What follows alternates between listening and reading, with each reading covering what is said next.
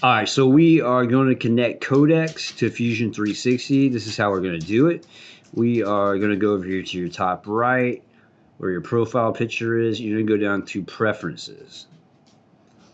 Once in Preferences, you're going to go to the General drop-down. You're going to go to API and take note of this Fusion MCP server port. Okay, you have a HTTP address and a port number. What I'm going to do is I'm just going to take a screenshot of this whole window right here. So we're going to go Codex and we're going to prompt it to connect to Fusion 360 MCP server and paste the screenshot in there and let it connect. Now I've already connected Codex to Fusion 360 a few times.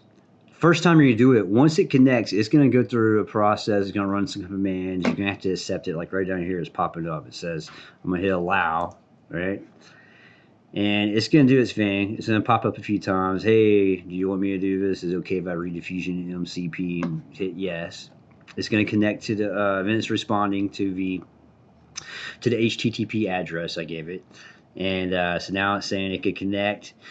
If you have any trouble the first time connecting, what you might have to do is close Codex out, reopen it, and then prompt it again. Or go back to the same chat and tell it to proceed or to continue.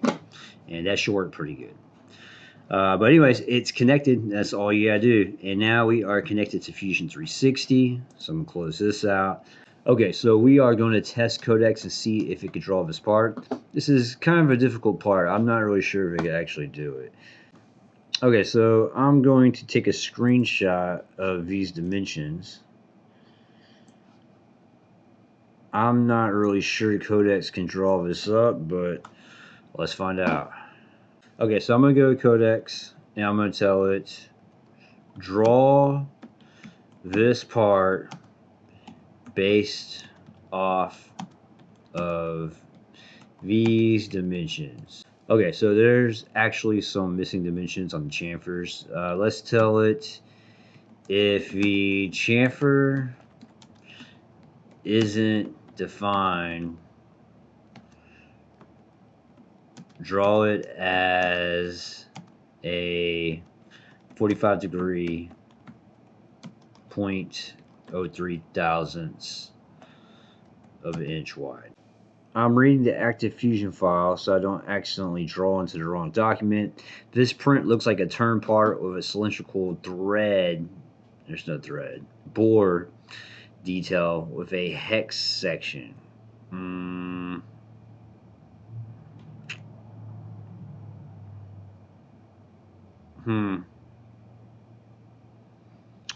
Hey, let's just let it draw. Let's do this thing here.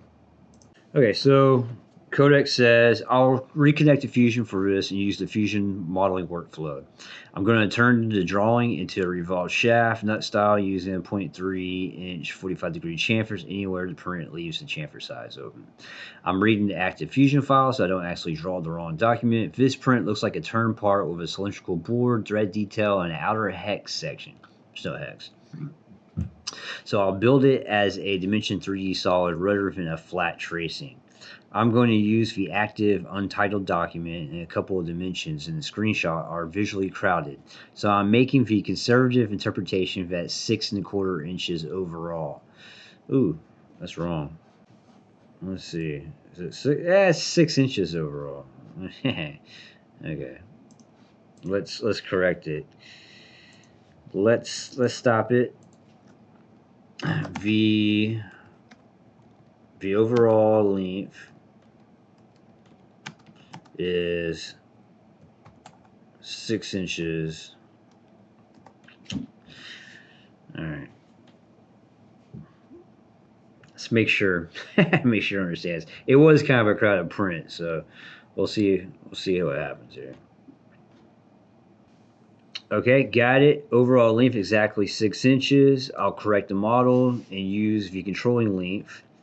I'm going to keep the other interpretation the same unless the drawing gives a clear out. Okay, let's stop it. There is no hex. It's okay, so I think it's 3 inches across flats. Yeah, 3 inches across flats. Okay, so there is no hex. It's 3 inches across flats. Alright, thanks. That clears the ends up view. I'll make it a 3 inch across flats form, not a hex. I'm treating that as opposed flats on a large outside section with a round profile still visible around the flats are shown in view. Okay, let's see what it does.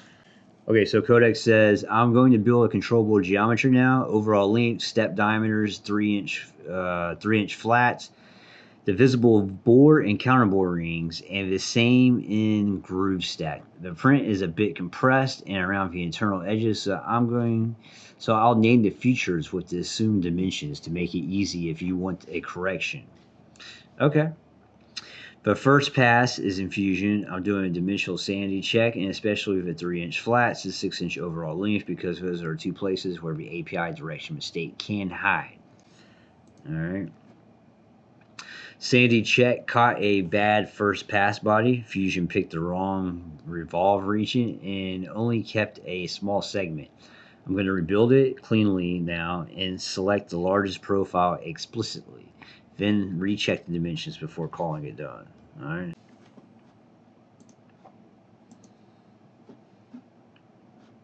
Oh, there we go. That's closer. Okay, sanity check caught a bad first pass. Fusion picked the wrong Revolve region. Only kept a small segment. I'm going to rebuild it cleanly now. Okay, so the second check found the bore interpretation was large. A 2 inch through bore makes the right end relief collapse into a separate piece. I'm correcting this by using the printed 0.878 as the through bore. Okay, is that right? Leaving the large right face ring as visible in the counterbore thread layout marks. Okay, we're actually pretty close here. It looks like there's an ID groove. Hold on, where are we at here? The ID bore is actually 2 inch diameter.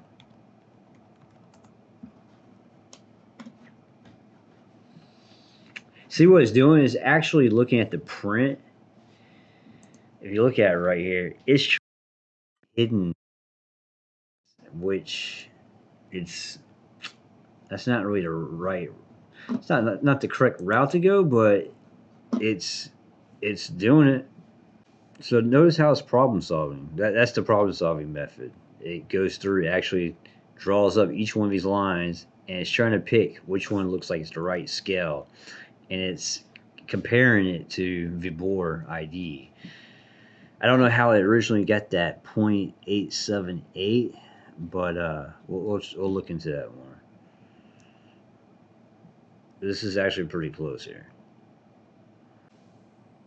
Okay, so it corrected the bore. Man, it's pretty close. Okay, so corrected the ID bore is now 2 inches diameter through the part. Also adjusted the right end and external groove detail so the body remains physically valid with the bore size. Verification shows one solid body. Huh. Okay, let's check it out here. That's actually not bad. Now remember, I didn't give it every detail. See, it puts the chamfer 30,000 right there. That's my fault. That's a bad prompt right there. But that's pretty good. I'm impressed. Okay, so let's tell Codex that these chamfers right here are actually supposed to be 10,000s. So we're going to take a screenshot. And let's go ahead and tell Codex. Look at the screenshot. The blue highlighted chamfers are supposed to be 10 thousandths and 45 degrees. Other than that, this looks pretty good. I'm very impressed. It did way better than Claude did. To be honest, I thought Claude would I thought Claude would be a lot better at this. Okay, I see it. I'll change only those right side groove lip chamfers 10 thousandths. All right, so let's see what he's got here. There he goes. And it fixed it. That looks pretty good. Okay, so let's test Codex and see if it actually got the dimensions right. So I'm going to do is I'm going to go over here to drawing. And we are going to make a print off its design. And I guarantee this ain't right. So I can tell already it's not right. But it's kind of cool that it actually did this. So maybe, you know, a lot of it could be, I could prompt it better, you know. Okay, so it nailed almost everything except these grooves. The groove width you got wrong, and the location of the first groove, where the groove started. You got that wrong. The, let's see, right here says 1.62, this large shoulder. It was supposed to be 1.65. So it got a few things wrong, but overall, we are really close here. What is this? 1 point, got that right. The flat, got the flat right, got the ID right. It did a pretty good job interpreting the print. To be honest, I really think if I gave it better prints, it would nail it 100%.